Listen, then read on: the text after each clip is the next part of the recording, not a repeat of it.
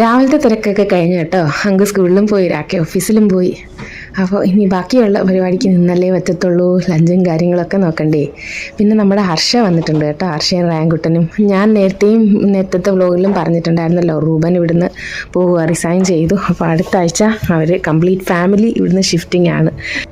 റൂബനെ അങ്ങനെ അടുക്കാനും ഒതുക്കാനും സഹായിക്കാനും ഒക്കെ പുള്ളിക്കാരി വന്നത്. ലീവ് എടുത്ത് റയാനെ സ്കൂളിലൊന്നും വിടാതെ അവർ ഒരാഴ്ചത്തേക്ക് എന്തായാലും ഇവിടെ ഉണ്ട്.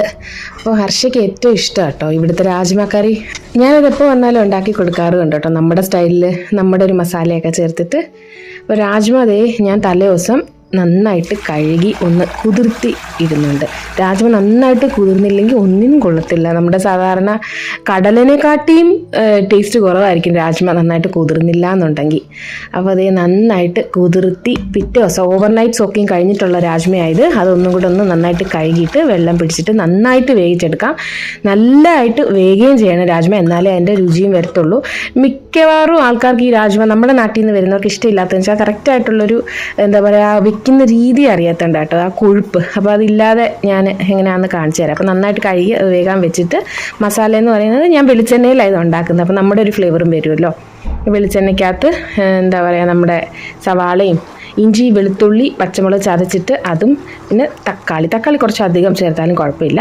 പിന്നെ എന്തായാലും രാജ്മയ്ക്ക് ഒരു നോർത്ത് ഇന്ത്യൻ ഫ്ലേവർ വേണം, അതുകൊണ്ട് ഞാൻ കുറച്ച് കസൂരി മേത്തി ഇടുന്നുണ്ട്. പിന്നെ ബേസിക് മസാലാസായി മഞ്ഞൾപ്പൊടി, മുളക് പൊടി, മല്ലിപ്പൊടി, നമ്മുടെ ഗരം മസാല, പിന്നെ കുറച്ച് കായപ്പൊടിയും ഒരു നുള്ളു ജീരകപ്പൊടിയും കൂടെ ഒന്ന് ആഡ് ചെയ്തിട്ട് നന്നായിട്ട് പേസ്റ്റ് പോലെ മഷി പോലത്തെ രീതിയിലുള്ളൊരു ഗ്രേവിയാണ് ഞാൻ അതിനുണ്ടാക്കിയെടുത്തത്. രാജ്മ നന്നായി വെന്ത് വന്നു. കുറച്ച് ഉപ്പിട്ടാണെന്ന് വേവിച്ചത്, ഗ്രേവിയിലും കുറച്ച് ഉപ്പിട്ടിട്ടുണ്ടായിരുന്നു.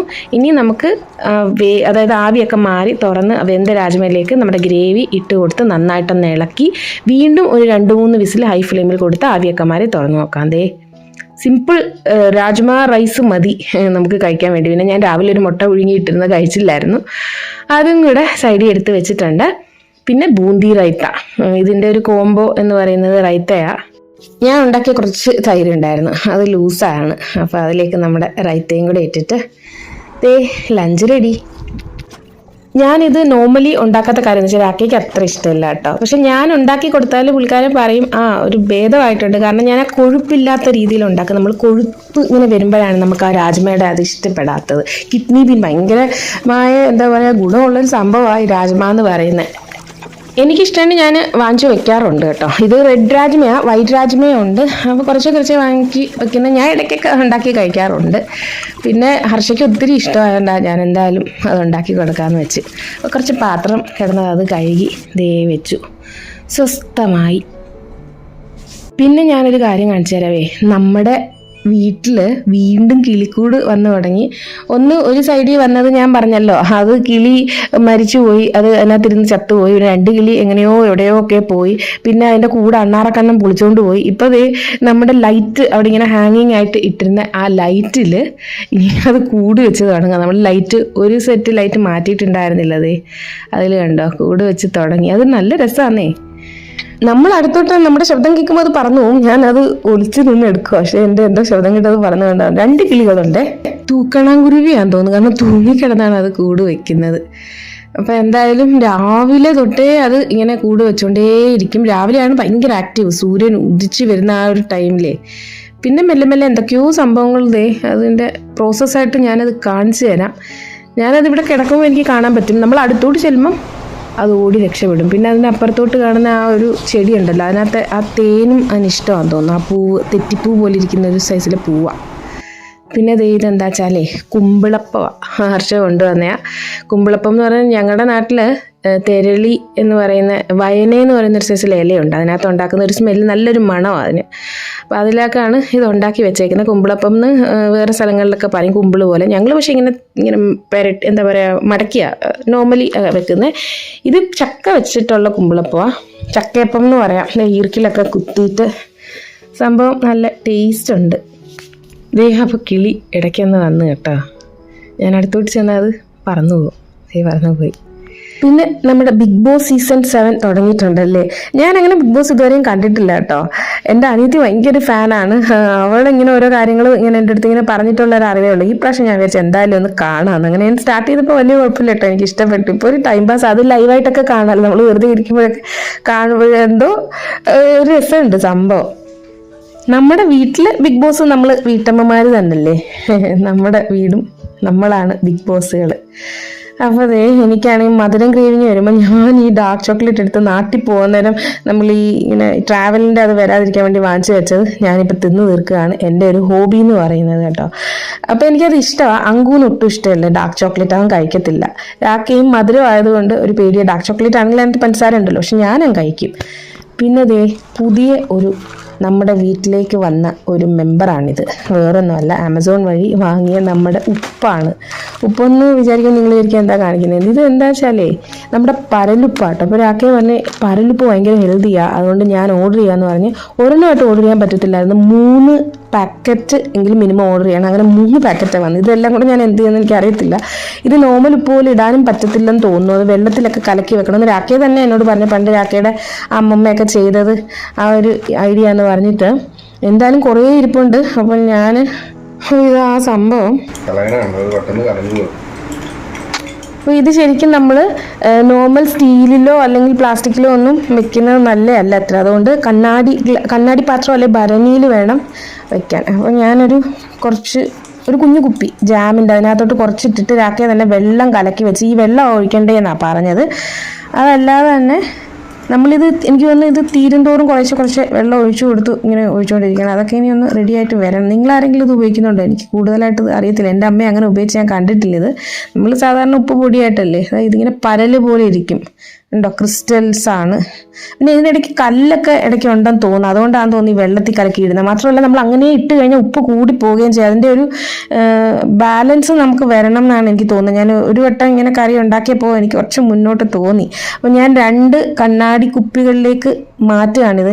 ഞാൻ ഓൾറെഡി ഈ കണ്ണാടി കുപ്പിയിലൊന്നും അത്ര സൂക്ഷിക്കാൻ ഇഷ്ടമില്ലാത്ത ആളാണ്. വേറെ ഒന്നുമല്ല, പൊട്ടിയാൽ എനിക്ക് വല്ലാത്തൊരു സങ്കടം വരുവേ. അപ്പോൾ അതുകൊണ്ട് ഞാൻ അങ്ങനെ കണ്ണാടി കുപ്പികൾ ഉപയോഗിക്കാറില്ല. പക്ഷേ ഉപ്പ് ഇത് അതിനകത്ത് തന്നെ ഇടണം എന്ന് പറഞ്ഞുകൊണ്ട് 2 എണ്ണത്തിലാക്കി സ്റ്റോർ ചെയ്ത് ഞാൻ വെക്കുന്നുണ്ട്.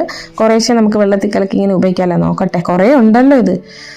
അപ്പോൾ അത് ഉപയോഗിച്ച് തീർത്തേ പറ്റത്തുള്ളൂ. അങ്ങനെ എക്സ്പയറി ഡേറ്റ് ഒന്നും ഇതിനില്ലാന്ന് തോന്നുന്നു. ഉപ്പിനെന്താ എക്സ്പയറി ഡേറ്റ് അല്ലേ. അപ്പോൾ എന്തായാലും നോക്കട്ടെ. നിങ്ങൾ ആരെങ്കിലും ഉപയോഗിക്കുന്നവരുണ്ടെങ്കിൽ ഇങ്ങനെ തന്നെയാണെന്ന് തോന്നുന്നു കേട്ടോ. അപ്പോൾ അതേ നമ്മുടെ ഹർഷ കാണിച്ചില്ലെന്ന് വേണ്ട, പുള്ളിക്കാരിയെ ഞാനൊരു ചായ അഡിക്റ്റാക്കി മാറ്റിയിട്ടുണ്ട് എന്നെ പോലെ. അപ്പോൾ എൻ്റെ ചായ പുള്ളിക്കാരിക്ക് ഇഷ്ടമായതുകൊണ്ട് പുള്ളിക്കാരി വാങ്ങും കുടിക്കുകയും ചെയ്യും. പിന്നെ ഇതേ രായാൻകുട്ടനും ഉണ്ട്, അങ്കുവായിട്ട് ഒട്ടിയേ അവൻ ഇരിക്കത്തുള്ളൂ കേട്ടോ. എത്ര എന്തായാലും അങ്കുവിൻ്റെ അടുത്തോട്ടേ ഇരിക്കത്തുള്ളൂ. കഴിഞ്ഞ പ്രാവശ്യം ഇവൻ വന്നപ്പോൾ 1 മാസം ഉണ്ടായിരുന്നല്ലോ. അപ്പോൾ ഇവിടെ ഇവൻ്റെ ട്യൂഷൻ ക്ലാസ്സിൽ തന്നെ ഹിന്ദി പഠിക്കാൻ പറ്റിയിട്ടുണ്ടായിരുന്നു. ഇപ്പോഴും ഒരാഴ്ചത്തേക്ക് എന്തായാലും അവിടെ പോകുന്നുണ്ട്. പിന്നെ ഇത് മാമ്പഴമാണ്. ഞാനിത് അരിഞ്ഞു വെച്ചേക്കുന്നത് എന്തിനാന്ന് വെച്ചാൽ പുട്ടും മാമ്പഴവും കോമ്പിനേഷനാണെന്ന് കേട്ടിട്ടുണ്ട്. അപ്പോൾ ഞാൻ വെച്ച് ഇച്ചിരി പുട്ടുണ്ടാക്കിയിട്ട് അതിനകത്ത് മാമ്പഴം കൂട്ടി കഴിക്കാം. അല്ലാതെ പയറുകറിയും ഉണ്ടാക്കുന്നുണ്ട് കേട്ടോ, നമ്മുടെ ചെറുപയറിൻ്റെ. പിന്നെ നമ്മുടെ എവീസിൻ്റെ സ്റ്റീമെയ്ഡ് പുട്ടുപൊടി ഞാൻ വാങ്ങിക്കൊണ്ട് വന്നത് കുറച്ചിട്ടിട്ട് അതിലേക്ക് ഞാൻ റാഗി പൗഡറും കൂടെ ആഡ് ചെയ്തു. കാരണം എൻ്റെ കയ്യിൽ കുറേ റാഗി പൗഡർ ഇരിപ്പുണ്ട്, ഇത് എങ്ങനെയെങ്കിലും തീർക്കണ്ടേ. അപ്പോൾ ഞാൻ വിചാരിച്ചു റാഗി പുട്ട് പോലെ ഉണ്ടാക്കാം. റാഗി പുട്ട് മാത്രമായിട്ട് ഒരു വട്ടം ഉണ്ടാക്കിയപ്പോൾ എനിക്ക് അത്ര ഇഷ്ടപ്പെട്ടില്ല. ഞാനത് മിക്സ് ചെയ്ത് ഉണ്ടാക്കിയപ്പോൾ ഇഷ്ടപ്പെട്ടു. അപ്പോൾ ഇന്ന് എന്തായാലും എങ്ങനെയെങ്കിലും റാഗി ഹെൽത്തി ആണല്ലോ, ഇപ്പോൾ ചൂടുമൊക്കെ ആയതുകൊണ്ട് നമുക്ക് നല്ലതാണെന്ന് വെച്ചിട്ട് ഞാനിത് അതിനകത്ത് കുറച്ച് റാഗി പുട്ടായിട്ട് ഇങ്ങനെ വിരകി വെച്ചിട്ടുണ്ട്, കുറച്ചൊന്ന് സെറ്റ് ആവാൻ വേണ്ടി. മറ്റേ സ്റ്റീമെയ്ഡിൻ്റെ അതും കൂടെ ഉള്ളതുകൊണ്ട് അതങ്ങ് അഡ്ജസ്റ്റ് ആവും. പിന്നെ നമ്മുടെ അമ്പലത്തിൽ നിന്ന് കിട്ടിയ തേങ്ങ കേട്ടോ, നല്ല നാമ്പുണ്ടേ. ഇവിടുത്തെ ഉള്ളതിന് ഇത്രയും ഇങ്ങനെ പീര കുറവാണ്. പിന്നെ നമ്മുടെ പയറും ഒരു സൈഡിൽ കൂടെ വേവിക്കാൻ വെച്ചിട്ടുണ്ട്, അത് പെട്ടെന്ന് അങ്ങ് ആക്കിയെടുക്കാം. അപ്പോൾ അതൊന്ന് നമ്മുടെ മാവൊന്ന് സെറ്റായി വന്നപ്പോൾ അതിലേക്ക് തേങ്ങ ഇട്ടിട്ട് ഒന്ന് ഞെരടിയിട്ട് നമുക്ക് പുട്ട് ചുട്ടെടുക്കാം. നമ്മുടെ പയറ് കറി സിമ്പിളായിട്ട് നമ്മുടെ പച്ചപ്പയറാണ്, അതൊന്ന് വേവിച്ചിട്ട് ചട്ടിയിൽ തന്നെ, ഞാനിപ്പോൾ ചട്ടിയിലാണ് കൂടുതലും ഉണ്ടാക്കുന്നത്. നിങ്ങളിപ്പോൾ കാണാറുണ്ടല്ലോ എൻ്റെ കൂടുതലും ഉള്ളതുകളിൽ. അതിലേക്ക് കുറച്ച് വെളിച്ചെണ്ണയിൽ കടുകും വറ്റൽമുളകും സവാളയൊക്കെ ഒന്ന് വഴറ്റിയിട്ട് നമ്മുടെ ഈ പയറും, വലിയ സിമ്പിളായിട്ടൊരു പയർ കേട്ടോ.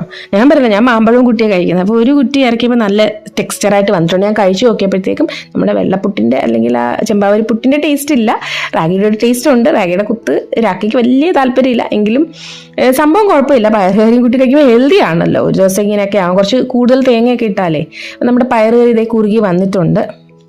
എല്ലാവർക്കും ഓരോ കളക്ഷൻസും ഇഷ്ടവും കാണത്തില്ല. അപ്പോൾ എൻ്റെ ഒരു കളക്ഷൻ ഇഷ്ടം എന്ന് പറഞ്ഞാൽ ഈ ക്ലച്ചേഴ്സ് ആട്ടോ. ക്ലച്ചേഴ്സ് അല്ലെങ്കിൽ തലയിൽ കുത്തുന്ന ഈ ക്ലിപ്സ് ഇല്ലേ, അത് ഇടാതിരിക്കുക, അത് സെക്കൻഡറി ആണ്. പക്ഷേ നമുക്ക് ഈ എന്താണോ ഇഷ്ടം അത് നമുക്ക് വാങ്ങാൻ നമ്മുടെ ടെൻഡൻസി വരും എന്ന് പറഞ്ഞാൽ ഞാൻ എവിടെ ചെന്നാലും ഈ ക്ലിപ്പുകൾ കണ്ടാൽ വാങ്ങും. പക്ഷേ അത് പെട്ടെന്ന് പൊട്ടിപ്പോവുകയും ചെയ്യും കേട്ടോ. ഇതിപ്പോൾ ഞാൻ ഓൺലൈനിൽ നിന്ന് കണ്ടിഷ്ടപ്പെട്ട് വാങ്ങിച്ചത്. ക്വാളിറ്റി ഇത്ര ഉണ്ടാവും എങ്ങനെ ഉണ്ടാവും എന്നൊന്നും അറിഞ്ഞുകൂടായിരുന്നു. പക്ഷേ കുഴപ്പമില്ലാത്ത ക്വാളിറ്റിയാണ്. ഞാൻ കുത്തിയിട്ട് ഇനി എന്താകുമോ എന്തോ, വലിയ കുഴപ്പമില്ല, നല്ല രസമല്ലേ, വലിയ എന്താ പറയുക ജിഗ് ജിഗ് സെറ്റപ്പ് കളറും ഒന്നുമല്ല, ലൈറ്റ് കളേഴ്സാണ്. സംഭവം കൊള്ളാം. എനിക്ക് എവിടെ ഞാൻ പോവുകയാണെങ്കിലും ഒരു ക്ലിപ്പ് എൻ്റെ കൂടെ കാണും കേട്ടോ. അതുപോലെ ഈ സംഭവം എനിക്ക് ഇഷ്ടപ്പെട്ടു. അപ്പോൾ ഞാൻ വിചാരിച്ചു എന്തായാലും നിങ്ങളെങ്ങടെ ഒന്ന് കാണിച്ചു തരാമെന്ന്. അപ്പോൾ ഇന്നത്തെ വീഡിയോയുടെ വെച്ച് അതിൻ്റെ കേട്ടോ. ഒത്തിരി സ്നേഹത്തോടെ thank you so much. Bye bye dears.